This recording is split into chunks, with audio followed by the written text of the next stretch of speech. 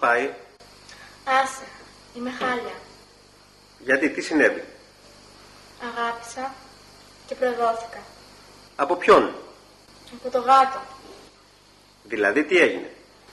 Ξύπνησα σήμερα το πρωί και τον είδα να έχει πνίξει ένα μικρό γατάκι. Εντάξει, έτσι είναι η γάτη. Τι έτσι είναι η γάτη?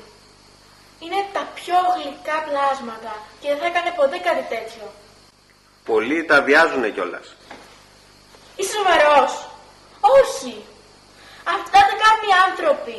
Η γάτη είναι τα πιο γλυκά και αμυδιοτελή πλάσματα. Ρε, έτσι είναι η γάτη. Δεν είναι έτσι η γάτη. Αυτό το γάτο τον έχουμε από μικρό και πάντα μας αγαπούσε και κάθε φορά που έρχονταν ξένοι στο σπίτι πάντα ήταν γλυκός. Αποκλείται να μην είναι γλυκός με τα ίδια του τα παιδιά. Έτσι είναι η γάτη, σου λέω. Δεν είναι έτσι η γάτη, δεν το δέχομαι, δεν μπορώ να το σκεφτώ. Όταν ένας τόσο γλυκός γάτος να έκανε μια τόσο άσχημη πράξη.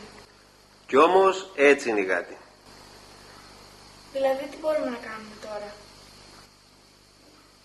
Το μοναδικό που μπορεί να γίνει είναι να τον ευνοχήσετε.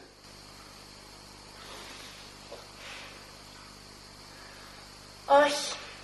Εγώ το γάτο μου τον θέλω πραγματικό γάτο. Τότε καλά. Λοιπόν, γεια.